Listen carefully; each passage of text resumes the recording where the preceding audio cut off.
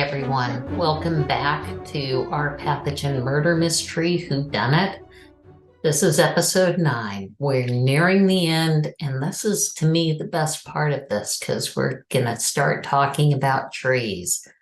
And some of you may ask, trees? What, are we talking about a forest now? What do trees have to do with our mystery pathogen? And I just like this picture of this tree anyhow.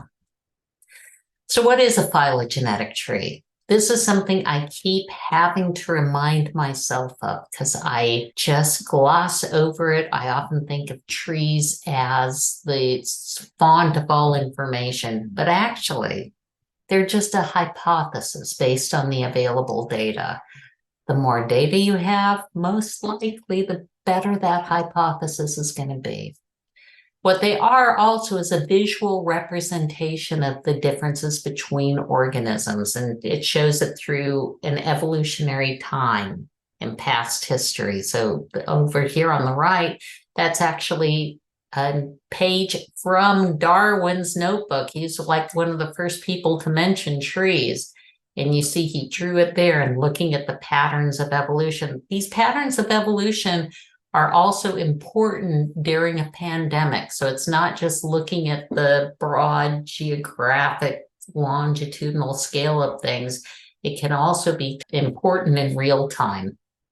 And so the branches along the tree are showing changes in evolutionary history between our different biological organisms. So let's talk about the anatomy of a phylogenetic tree. And I must admit, it's ridiculous how much time I spent on these stupid little cartoons, but it was fun for me. Okay, there's the root of the tree. So what does that mean? Well, you can have a tree that's unrooted, like you see at the top, where it's not making any inferences. The trees can be midpoint rooted, which is assuming when you have a midpoint rooting, it's assuming things that are evolving at the same speed. So you can make those comparisons. And then you can have an outgroup rooting, which a lot of people like. When you know it's the known ancestor, you can root the tree on that and look at the changes based upon that particular ancestor. So rooted and unrooted, you can see on the left is a rooted tree showing the evolutionary changes between bacteria, archaea, and the eukaryotes, which include us. And on the right, it's the unrooted tree.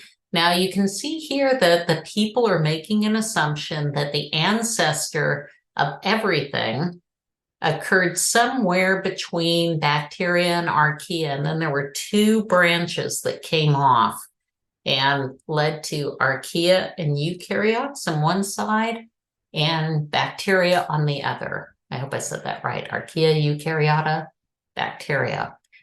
When it's unrooted, that's making no assumptions like that, and you're just seeing the three branches. So there are nodes too, the nodes of the tree. They can be external or internal nodes. These are the internal nodes, and they represent putative ancestors. These are the branches. Now, generally, the longer the branch, in this case, it's in the vertical dimension, although a lot of trees are on the sides, it'd be the horizontal. So, pay attention to that. In this particular thing, it's the vertical branches are an indication of change. And you can see that when you've got a scale down there that's telling you about that. However, branch length does not always indicate this. This is one that it does because it has the scale there. The horizontal length in this particular tree doesn't imply anything. It is just for visualization to create a more attractive view, and creating something that's easy for people to read is important if you're presenting this information. The leaves, sometimes called the external nodes or the tips. So the leaves are your organisms, your genomes. It could be your genes, could be a number of things. And then finally, at the bottom, we have the scale. That implies that the length of the branch represents an amount of genetic change. Now, I just made this scale up for this thing. That's not drawn to scale for differences between mammals and reptiles, but I just put it in there for this example. When there's a scale, the units are usually nucleotide substitutions per site. So we're talking about DNA here with ACTG. And so you would divide the number of changes or substitutions by the length of the sequence. And so it's giving you a proportion of the change. Now, the tree, depending on how it's oriented, this sometimes confuses people. So at the top of the panel, some people even would interpret this as, oh, the primates are the most evolved. So the tree is going in this way that's showing evolutionary. Sometimes people even think of it as superiority, which it doesn't. At any of these nodes, you can turn it and it is the same tree. So the top panel and the lower panel, exactly the same tree. Don't be confused by those kind of things, and think about that when you're looking at a tree. And so, as we talked about a little earlier, these internal nodes are indicative of ancestors. So, for example, in green, we would have the common ancestor of the two primates there.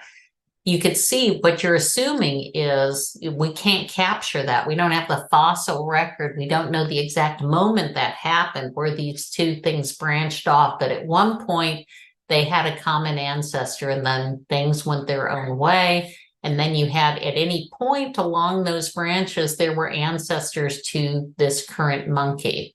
And that you can see in blue. And there's the little monkey is the leaf there. Now, at one point, there was a common ancestor of reptiles and mammals, and then something happened and his kids split up, or her kids split up and went in two different directions. So that's what you can glean from this kind of information. So what are these trees based on? The trees are based on physical or genetic characteristics, and this was I thought, pretty interesting depiction of the evolution of the eye, showing how it's changing from the jellyfish to the cephalopods, which include the octopi and the squids, to the insects, spiders, things like that, to the vertebrates like us.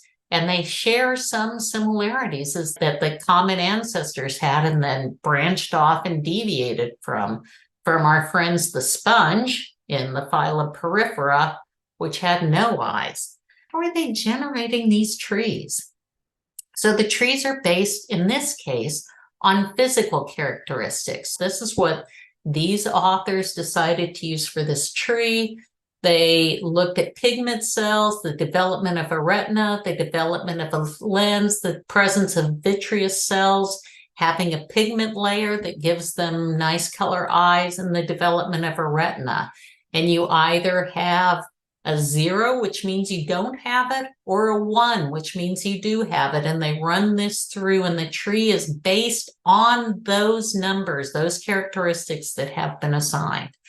So when it's a physical thing, when it's a tree based on a physical characteristics, it's somewhat limited. But when it's a tree based on sequence data, it can be based on millions of individual columns and characters. So in the same example, we're talking about 9 columns here. But if you're looking across the entire genomes and doing a genome sequence, or, it could be gene sequences too. So it's still a lot more than a tree based on physical characteristics. It's a lot more data. But if you have gene trees, it's a heck of a lot of data. And if it's a whole genome tree, it's a ton of data. And then you can be SNP-based trees as well, or amino acids. So you may be asking yourself, I am often the naysayer in things.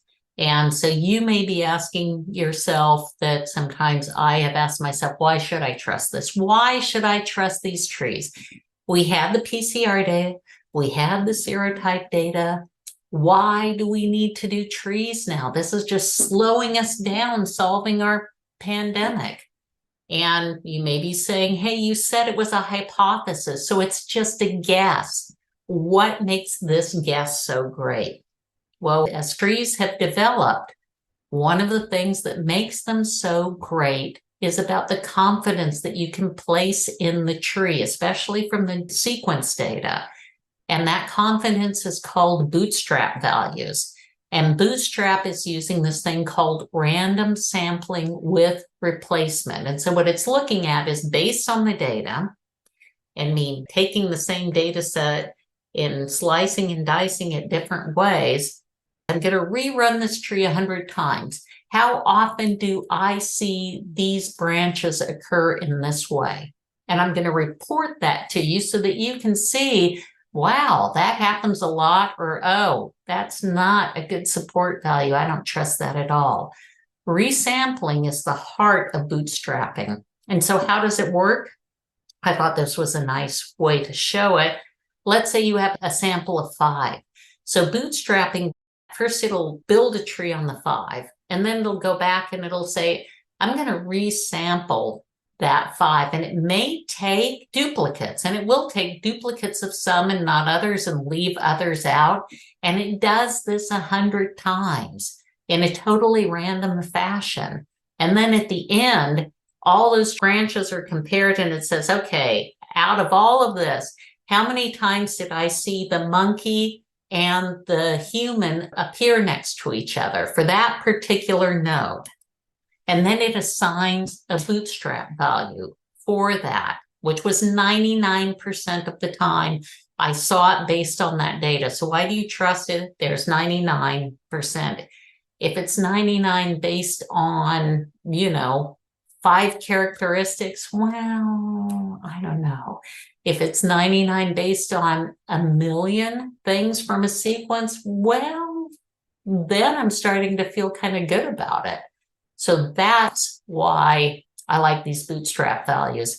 And you generally see them at this point of the tree, although sometimes you'll see them out over here on the branch point. So what can these trees tell us? Other than we can have a Zen, calm moment as we look at this lovely forest.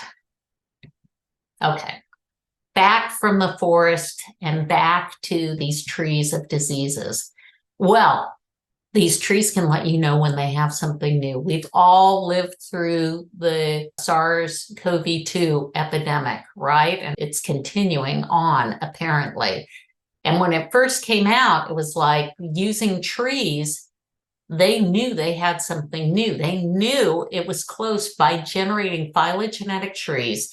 They knew that it was close to other coronaviruses they'd seen before, but this was something different. And this was how they determined it. It can tell you when strange things or dangerous things are starting to occur over time. We're drawing back to SARS-CoV-2 again. And this is showing you where those variants are coming in and then sweeping over it. I mean, for people who like to look at epidemiology and evolution, this has been a very sad but a very great time because we've been able to see how a particular virus behaves, and we've been able to fine-tune our techniques and the ability to look at these things on a massive scale. So for scientific purposes, it's been painful because we've all suffered from it, but it's been great in moving us forward to deal with these kind of things, at least on an analysis standpoint. They can be used to identify patterns in transmission. Well, they have 3 different patterns here, but this is important, and this is important with our mystery pathogen, right? Well, we know who he is, but how we can stop him. They can be used to explore mutation and clinical manifestations. SARS makes us forget, but there was Zika. The first Zika virus was found in the 50s in Africa.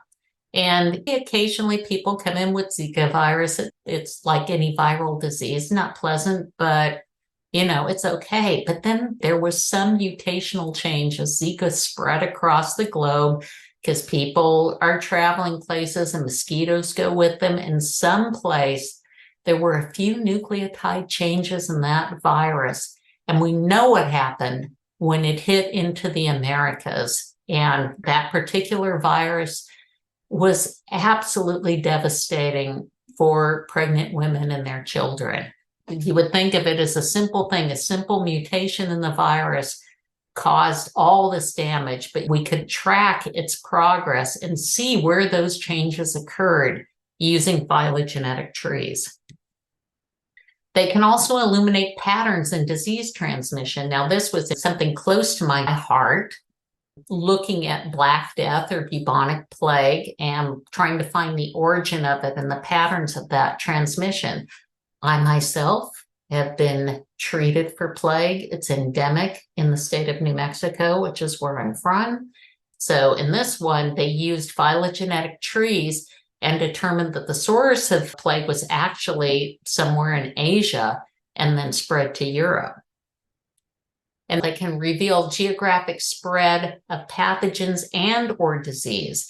And this is an interesting example. This is a new pathogen that we're kind of worried about, which is called Elizabeth Kingii anopheles, which is coming to us from mosquitoes. And people are keeping track of it now because it's causing some disease and it's spreading across the world, and they're documenting the spread of it. Let me note here that this particular study, here's the tree here, and then they're looking at the presence and absence of proteins in the particular strains of this. I recognize this from that BVBRC resource center. This is one of the tools they have. So hopefully you have a good understanding of the anatomy of a tree and the usefulness of trees, and more importantly, why we should trust them.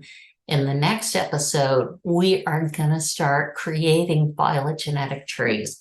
I know you're excited. I'm excited too. So I'll see you next time. Bye.